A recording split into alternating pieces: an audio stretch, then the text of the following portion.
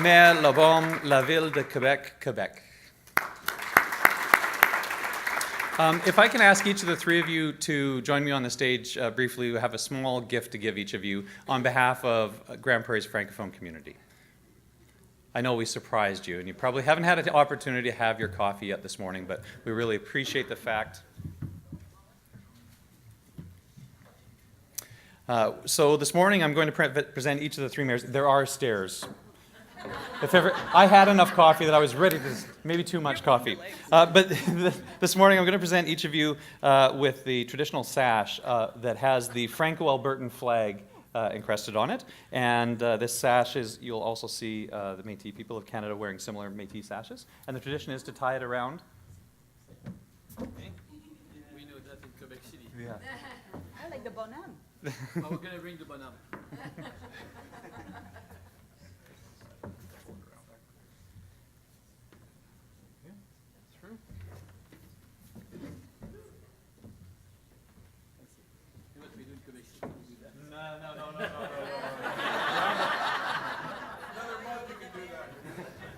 The Alberta tradition is absolutely around the waist, and you'll note that, as I said, the sash has the Franco-Albertan flag flying proudly on it, as the flag flies proudly over our City Hall today. Thank you so much for your efforts in founding the network. Thank you.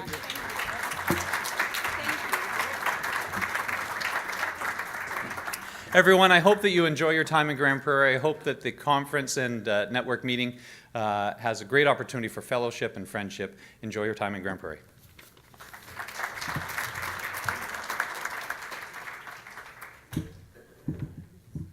Merci beaucoup, M. Given. Ça vous fait bien des ceintures fléchées? Je vais attendre. Maire Labaume, asseyez-vous pas, c'est votre tour de parler bientôt. Alors justement, avant que j'invite le maire Labaume à venir dire quelques mots, est-ce que tout le monde a signé? Il y a une photo, il y a comme une quittance pour les photos qui doit être signée à l'extérieur parce qu'il y a des photographes qui prennent des photos pendant tout l'événement et on veut savoir on veut que vous nous donniez permission d'utiliser ça si jamais ça va sur le site web. Alors maintenant, j'aimerais continuer en invitant le maire de Québec, M. Régis Labaume, à venir dire un petit mot, s'il vous plaît.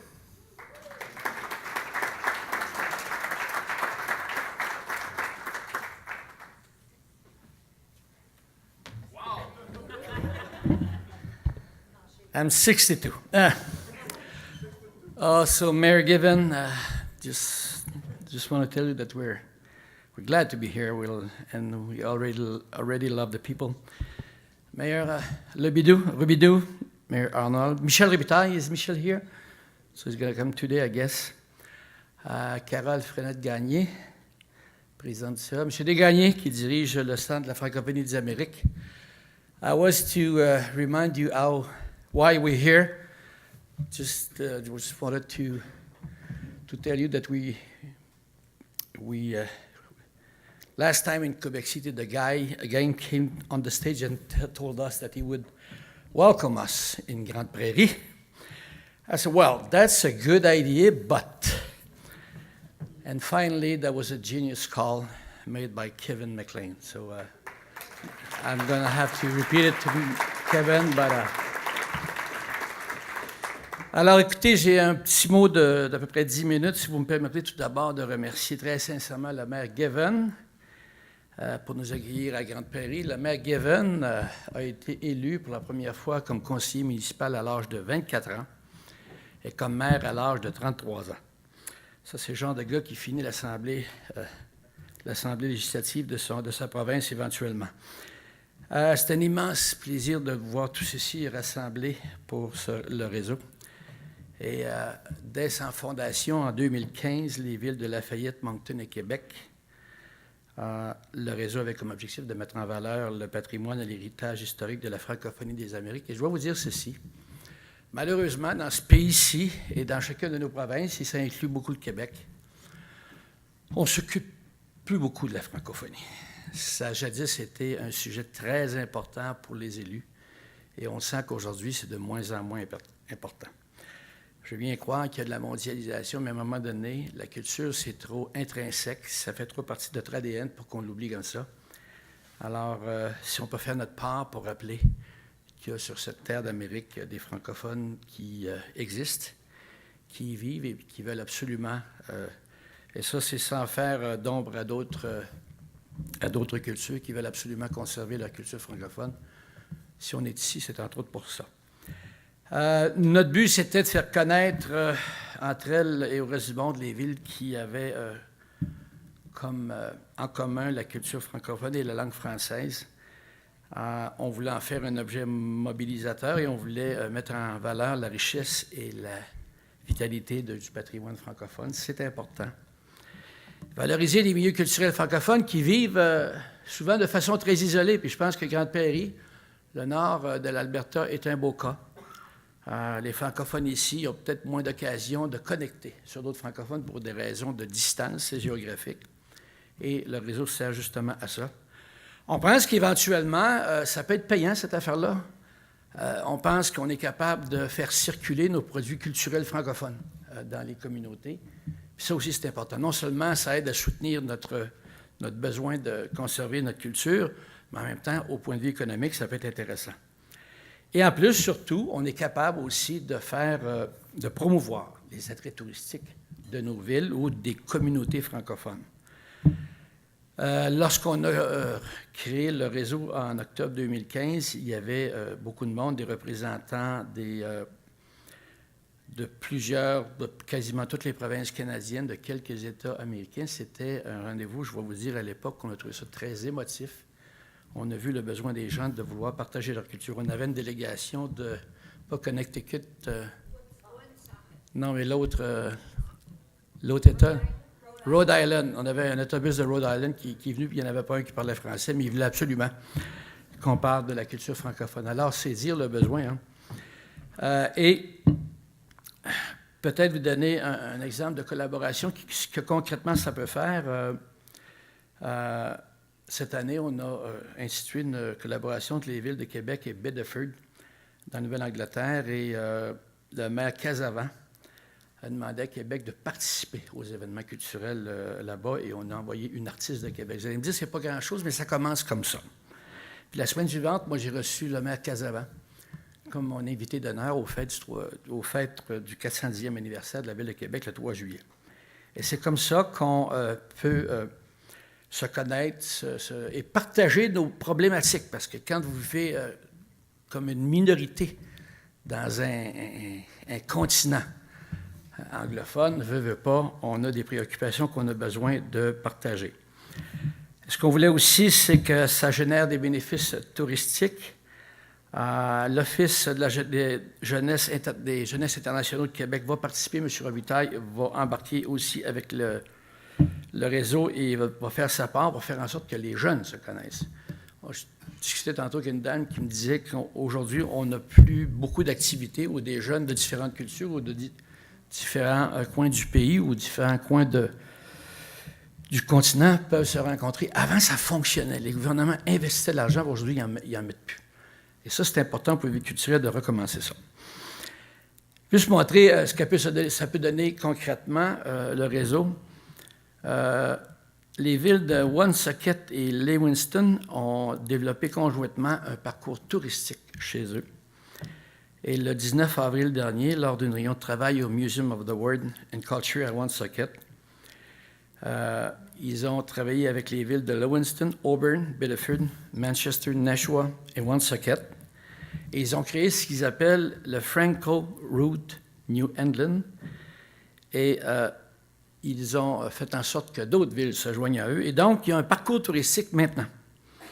Un parcours de 460 740 km où des gens qui veulent faire une semaine de tourisme peuvent aller de ville en ville, comprendre, par exemple, pourquoi, au début du siècle, un tiers de la population du Québec s'est exilé, entre guillemets, en Nouvelle-Angleterre. C'est un phénomène sociologique incroyable qu'un tiers d'une population décide d'émigrer pour des raisons de survie, il faut le dire.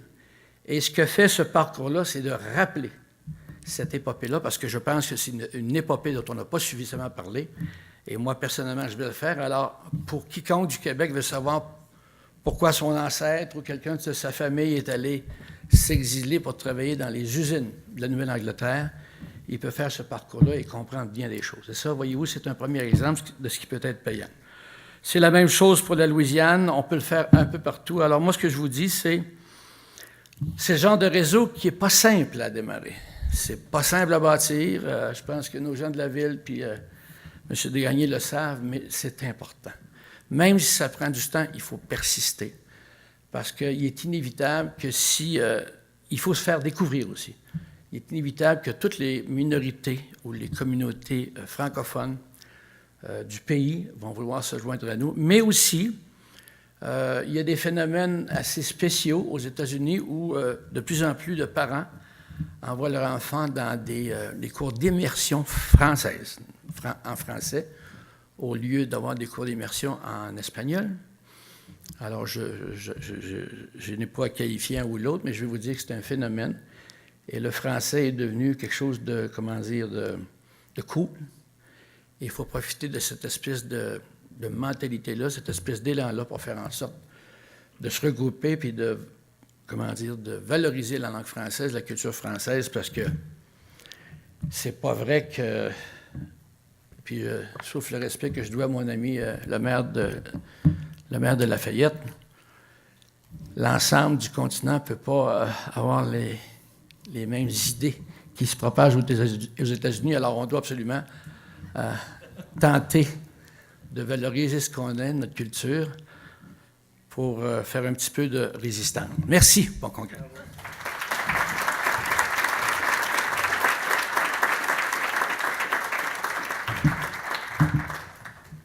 Merci beaucoup, M. Labaume.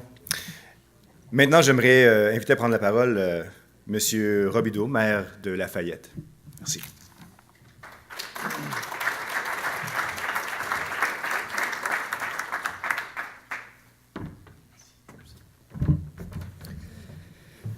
Well, I'm thrilled to be here and certainly part of the group that's doing some incredible things. I did note that Mr. Jourdain said that there are mayors in the audience and a lot of important people. And so it's true in a number of ways. And the most important way is that if we're going to progress what we're trying to accomplish, it's going to come from the folks in this room who bring it back home and share the vision with their groups and their connections, because it's got to be a grassroots effort. It can't just be the mayor saying this needs to happen. If there's not buy-in at every level, then it's not going to happen. And so I think most of you are probably aware of the story of Lafayette, Louisiana, and how we came to be and why we're a Francophone community. And it bothers me that my last name is Robideau and I don't speak French. But as I said last year in Quebec, that my generation, it was discouraged. The immersion programs didn't really exist. My grandparents made sure that our parents didn't speak English because they were punished for it. And so there's this gap that exists in South Louisiana of French speakers, and it happens to be my age group. But our immersion programs, and we have more than just the French immersion, but our French immersion programs are the dominant immersion programs, certainly in South Louisiana. We have, I guess I could be correct that I had the conversation this morning. I think Lafayette has the only high school that's a true French immersion high school. There's a number of them, kindergarten through 8th grade. And so we've made efforts and connections through this alliance to help with our tourism economy. We've translated our websites into French, and we've established maps, both in English and French, in the Lafayette and Acadiana area. We're going to spread that as far as we can throughout all of Louisiana, and so those efforts are underway. Early on in my term as mayor, we rolled out an initiative called the CREATE Initiative, and that acronym is Culture, Recreation, Entertainment, Arts, and Tourism Economy. And so tourism is an obvious component of that. But really, it's more than that. It's our entire cultural economy. And because of that initiative, when we attend events like this and we make connections with Michelle and Logique, and we get the interns to come in, and we'll hear more about that.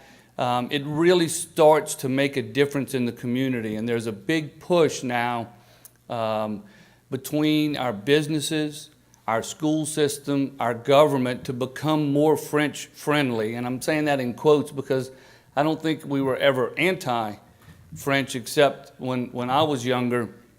But we've got the business communities because of the CREATE initiative and the cultural economy, and recognizing that for us it's not just about oil and gas, that our second largest industry is our culture, and we get over 3 million visitors a year to Lafayette, not to visit our oil service industries, but to visit our food, our music, and our culture. And so the business communities have come to us and said, how can we be more French? And our school systems have come to us and said, we need to plug our students into the working world so they understand the value of being bilingual. So for us, it became a really easy connection to make, and so we're now working government, business, school system, Codafil, our Chamber of Commerce, to start plugging all of these individuals together to where the students are now getting credit for their French immersion at the college level, and the businesses are getting the interns that they need to help them become more French friendly. And so those conversations just would not have happened were the connections not made at these exact type of conferences with the conversations that then happened because we have the connection with Logique. And now I believe that we will see Lafayette, which probably has somewhere in the 15 to 20% French-speaking population. I think we're going to just see that continue. And I'm thrilled that our students can go and find jobs overseas, can go to Quebec, can go to all the French-speaking communities. We never did a good job, though, of retaining them and letting them know that, hey, there's a place here for you in Lafayette. And so I think we're working towards that, and we're very proud of that. And that's the kind of story everyone in this room needs to understand. What is your story? How can you make it work for you? But then ultimately, all of these connections, all of these relationships that we have are going to allow us all to do a much better job, and we're all going to benefit from it, not just financially, but just from a pure cultural standpoint, at keeping the language and the cultures alive that exist throughout the French community. So thrilled to be here, glad so many people have participated, and happy to hear what everyone else has to say and all the success stories. Thank you very much.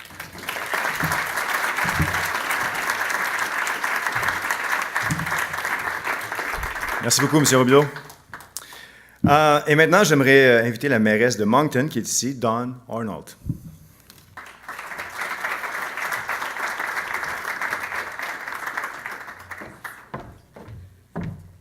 Well, good morning, everyone. Bonjour tout le monde.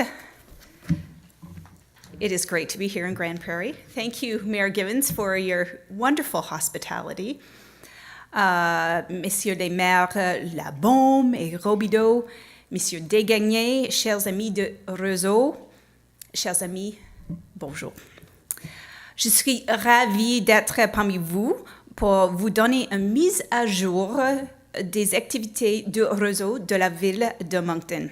So I am thrilled to be here this morning to present you with an update of some of the activities that the Réseau has been involved in over the past several months.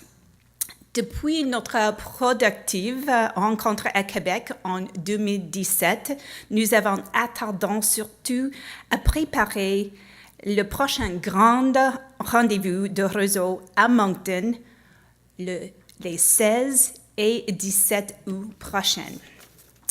So most of our efforts over the last few months have gone toward making sure that we're ready to host all of you for the next major conference on August 16th and 17th of 2019.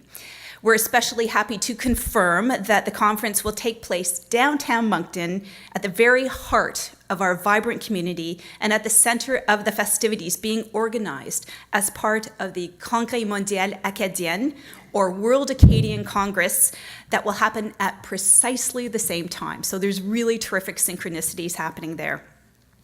Nous travaillons de près avec nos partenaires communautaires pour s'assurer que les activités présentées dans le cadre de la conférence 2019 soient pleinement intégrées dans la programmation du Congrès mondial acadien. Nous avons déjà planifié des activités en soirée, une programmation sociale et culturelle qui sera donnée à tous les participants un avant-goût de la richesse du patrimoine acadien. Nous prévoyons d'ailleurs une inscription via la conférence le 15 août afin de profiter pleinement des festivités de la Fête nationale des Acadiens. C'est le 15 août des Fous. En compagnie de l'équipe du Congrès mondial acadien, nous avons été chaleureusement accueillis par le maire Robideau et toute son équipe à Lafayette en avril dernier. Nous avons profité de notre visite pour mousser l'intérêt et augmenter l'adhésion du réseau et pour faire la promotion de rendez-vous 2019 auprès de plusieurs organismes et partenaires à Lafayette et dans le sud de la Louisiane. De plus, nous avons présenté les faits saillants du réseau aux 13 municipalités hôtesses du Congrès mondial acadien au Nouveau-Brunswick et à l'île de Prince-Édouard pour s'assurer que chacune de ces municipalités devienne membre du réseau si elles ne le sont pas déjà.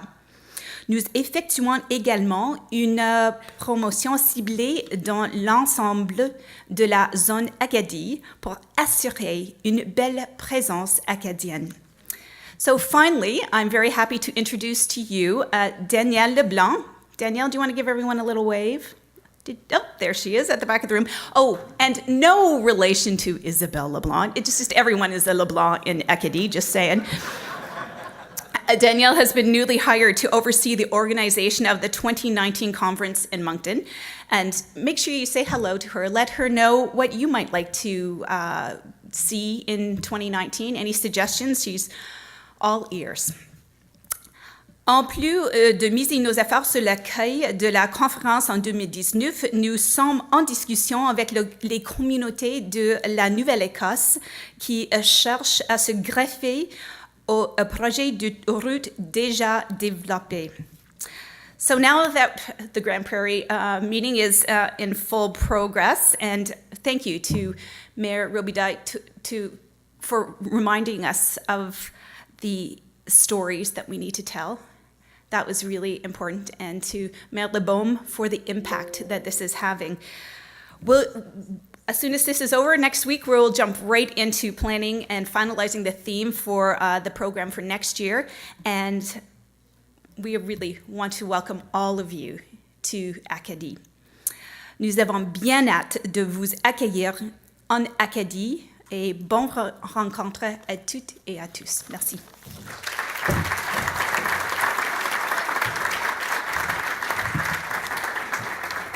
Je sais pas pour vous, mais juste d'entendre parler les 4 maires, là, je suis comme vraiment très excité avec ça. Alors, merci d'avoir créé ce réseau-là. C'est vraiment incroyable. Et je trouve de voir l'intérêt de participer et d'amener la communauté dans tout ça. Là, et j'ai juste pris la moitié d'un café ce matin. Alors, heureusement, parce que sinon, je pense que je serais à terre. On va continuer maintenant. J'aimerais inviter Mme Carole Freinet-Gagné à nous dire quelques mots, qui est vice-présidente du conseil d'administration du Centre de la francophonie des Amériques. Bonjour. Mayor Given, Madame, Messieurs les maires des villes fondatrices, Madame Arnold, Monsieur Labaume et Monsieur Robideau, distingués invités, amis de la francophonie, ladies and gentlemen, distinguished guests and friends of la francophonie. Au nom du Centre de la francophonie des Amériques, je vous souhaite la bienvenue à cette rencontre du Réseau des villes francophones et francophiles d'Amérique. Que vous veniez de proche ou de loin, vous partagez ce désir de faire rayonner la francophonie de votre région. Le travail que nous ferons au cours des 2 prochains jours nous permettra de poursuivre le développement déjà entamé en vue d'un réseau qui illustre très bien la fameuse phrase « Ensemble, on peut aller plus loin ». Vous savez, la francophonie est composée de gens qui osent. Hein? La francophonie a toujours osé. Elle a osé se déplacer, elle a osé venir dans l'Ouest, elle a osé aller aux États-Unis. Et même, vous savez, ces parents des écoles d'immersion, imaginez là, 2 parents anglophones qui envoient leur enfant, qui aiment le plus au monde, c'est ce qu'ils aiment le plus au monde, et ils les envoient dans une classe de maternelle où tout se passe en français. Ça, c'est vraiment osé. Et puis, on a osé aussi, dans toutes les difficultés qu'on a rencontrées en se déplaçant, on a osé survivre, on a osé vivre, on a osé prospérer. Tu as des gens, nous, à travers le réseau, dans notre réseau, partout en Amérique, en Amérique du Sud, les gens osent prendre la francophonie et de l'aimer. Et là, il faut oser travailler ensemble pour faire rayonner cette francophonie. Le Centre de la francophonie des Amériques est fier de collaborer au développement du réseau. Ça cadre bien dans notre mandat qui est de tisser des liens entre les 33 millions de locuteurs français et les millions de francophiles. Depuis la fondation du réseau, le Centre accompagne les villes et les organismes qui créent des routes et des circuits touristiques et qui s'investissent dans le partage de la mémoire francophone. Sans eux, le réseau n'aurait pas vu le jour. J'en profite pour souligner le leadership des maires fondateurs, le maire Labaume, le maire Robideau et la mairesse Arnold. C'est pour le Centre un grand plaisir de travailler avec vous. À Québec, l'année passée, on s'est donné des objectifs. Et puis, depuis, on n'a pas chômé. Voici ce qu'on a fait au Centre. Nous avons, entre autres, élaboré un programme de formation avec des partenaires importants pour la mise en place de routes et de circuits touristiques. Ce programme sera fait sur mesure pour répondre aux besoins des villes et des organismes.